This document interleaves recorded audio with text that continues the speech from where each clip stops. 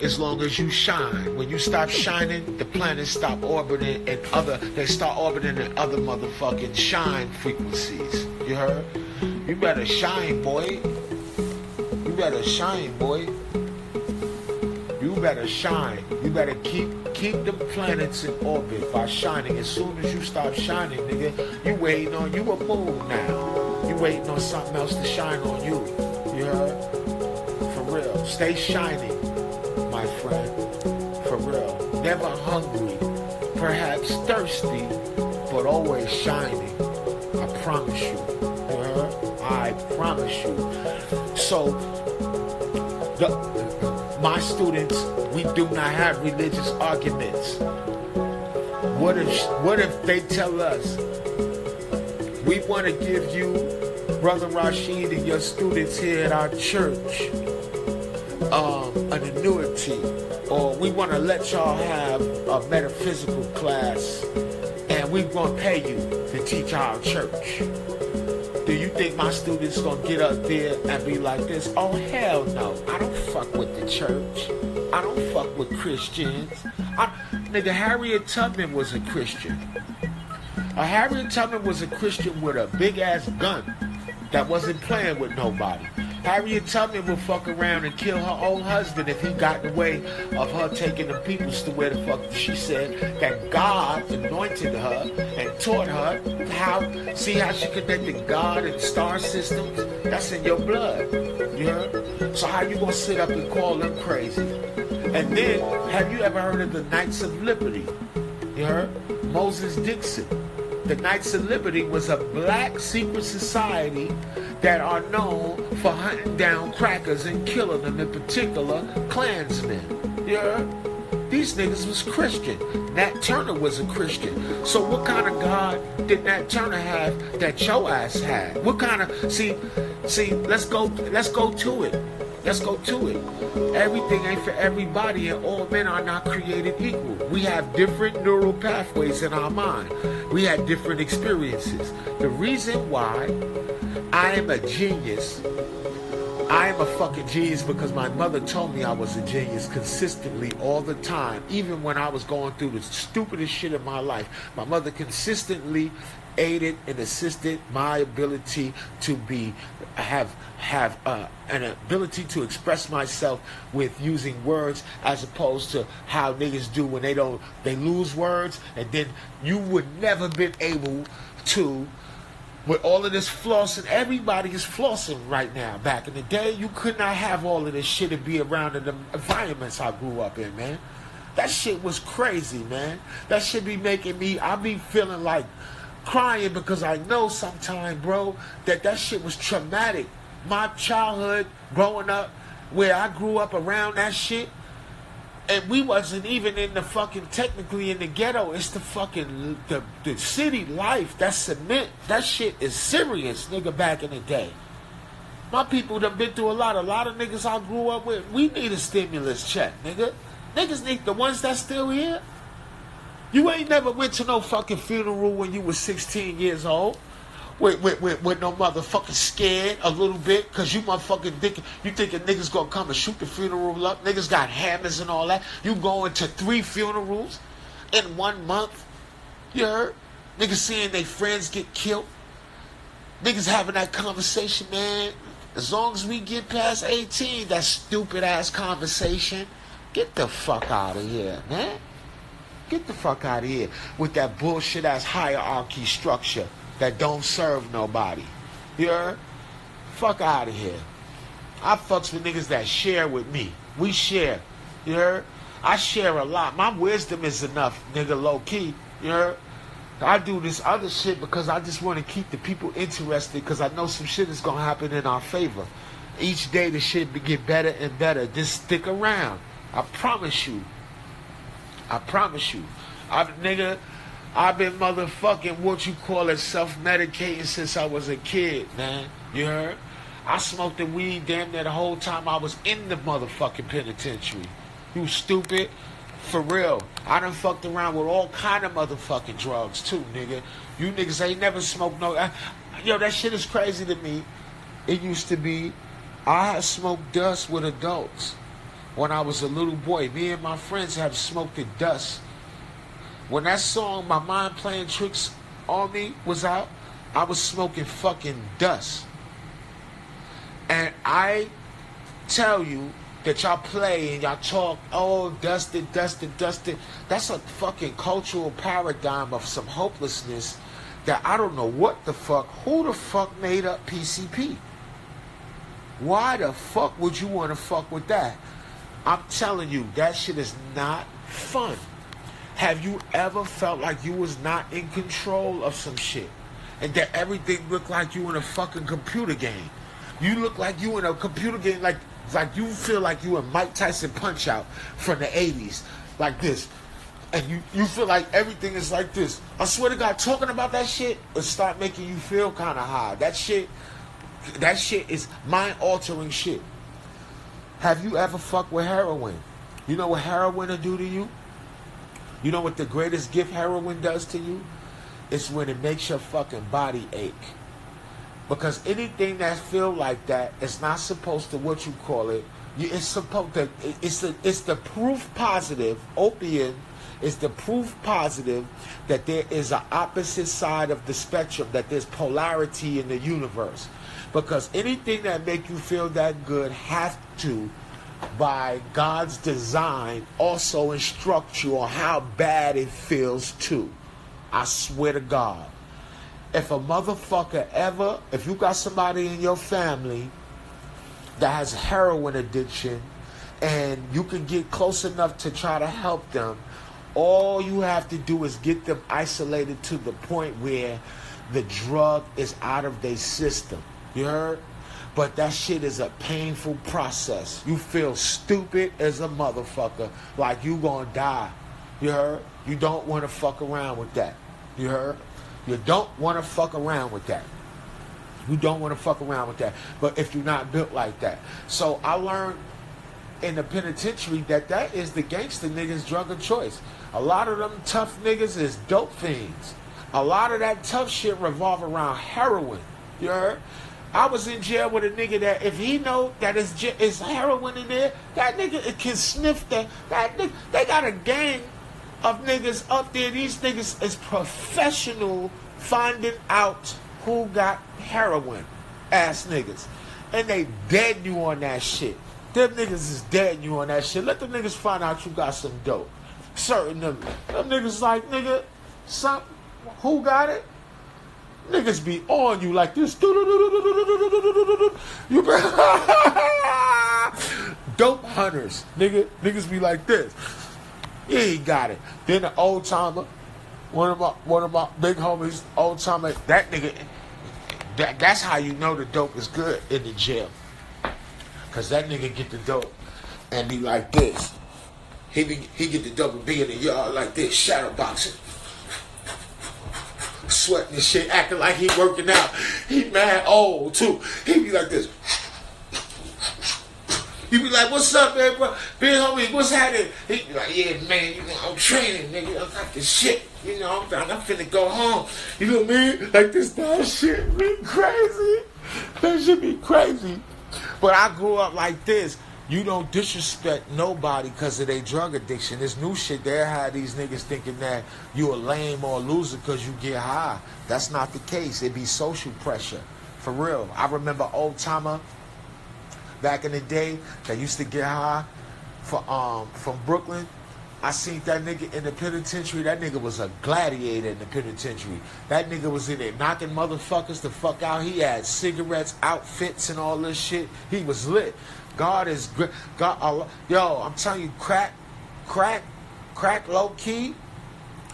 It took a lot of immortals off the street. It was niggas when I was little that these niggas was like superheroes, man. Like these niggas was like literally superheroes.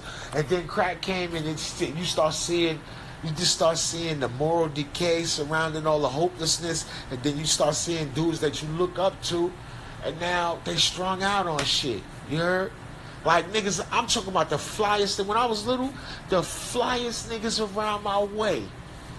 Everybody, like that nigga, fresh looking boy. Crack come out, The nigga have a divine name and a ill god body name and all that crack came out.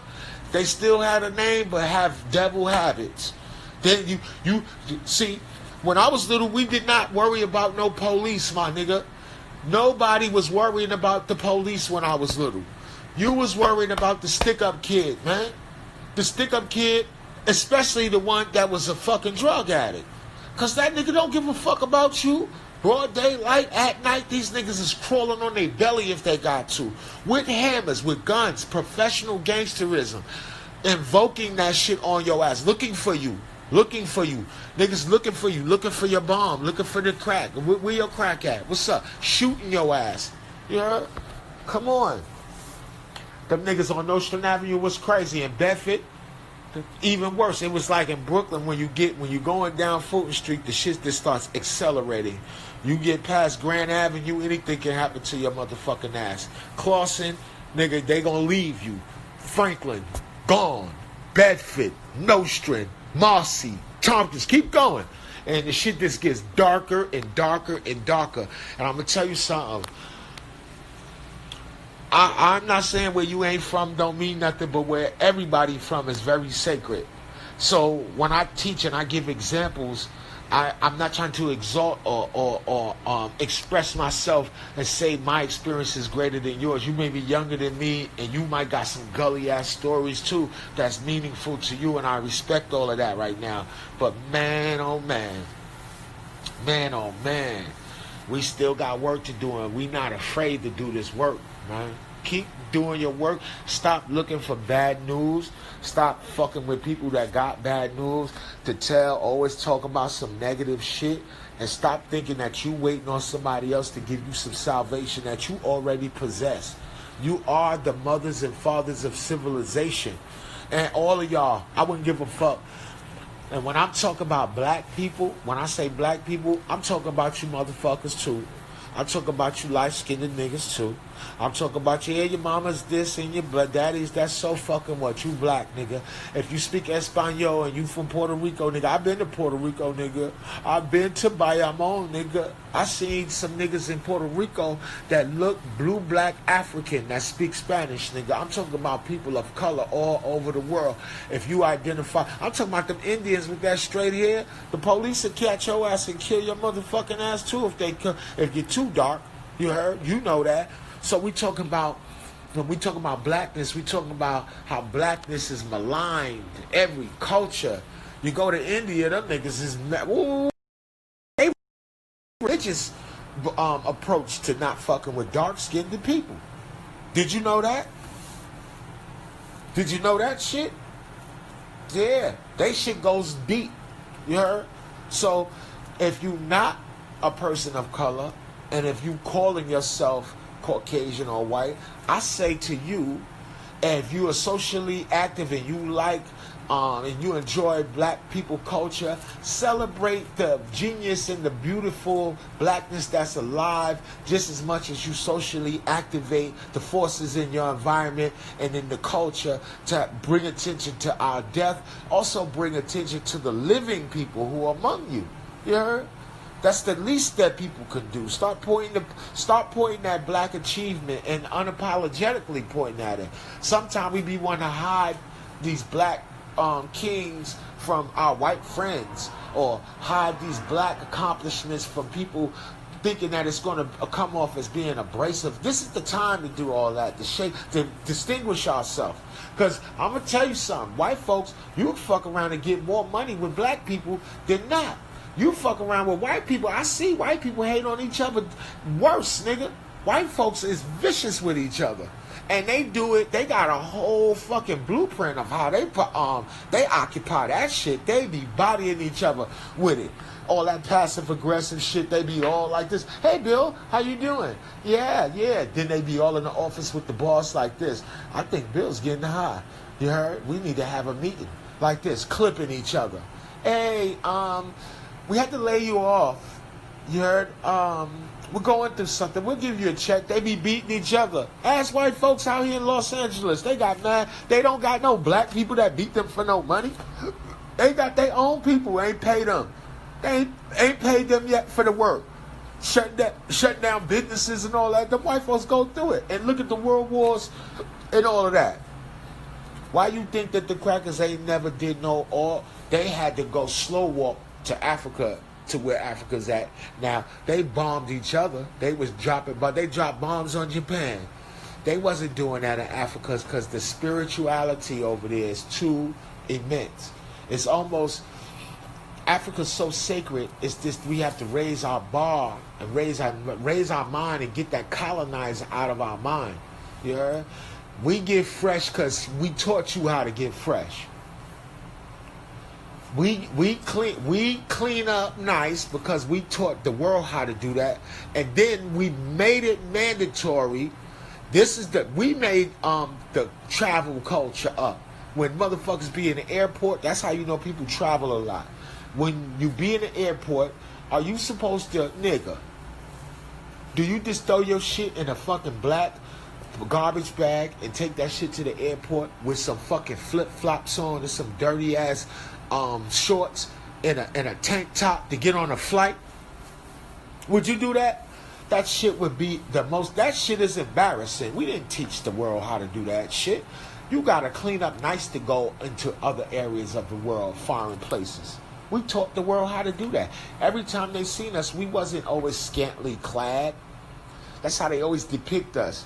We had cloth. We was the ones making textiles. What the fuck you think? We the ones made up clothes. You have it with the crackers thinking they the ones made everything up. They sitting up there, all they got is one outfit anyway. Crackers have. That's why the indigenous people is historically known that you can smell them. You heard? You can smell them before they get there. On them fucking ships, they was coming over there like this, bumping. You heard? The Maasai have a tradition where they call them the people with whose clothes conceal their farts, meaning that they stunk. They smell like shit. That's what the Maasai was saying. You heard? Because of their clothing. It was all like this, from their puritanic point of view, dominated by their lack thereof of real coherent culture. You feel me? So, with that, I hope you received this cultural currency on Friday. I'll be giving it up just to keep people still in line. Did not think that I'm not trying to beat you. I'm organizing and sending. This is my first run from my post office run. I have a second and I have 2 more tomorrow. So everybody's going to get their stuff. We're organizing, getting everything done. And I put this shit up here. I do all of this because I want you to see that everything I talk about, I do this shit every day. You heard? Crime on the rugbies. But this is just a tester. We want to see what happens. We want to see what happens. Because this is in the cut. You know, like a Band-Aid, nigga. In the cut, like a Sicilian, nigga. Colors. Colors. Colors. Colors. Colors. Colors. Colors. Colors. This is more of our highbrow. Yeah. This is, if you know, level shit. You know what I mean? Level technology. If you know, level technology. And then here, of course, Crispium. Crispium. This summer gonna be so drippium. Watch. And I'm pulling up on them niggas. I'm coming to the East Coast with this drip. I promise. Like this. Ain't these shits crazy? God damn. New Brocks. New beef and Brock. Them shits is retarded. They like shoes, boy.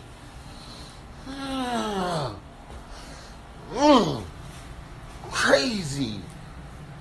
Crazy, huh? Let me go to this run. I'll see y'all later.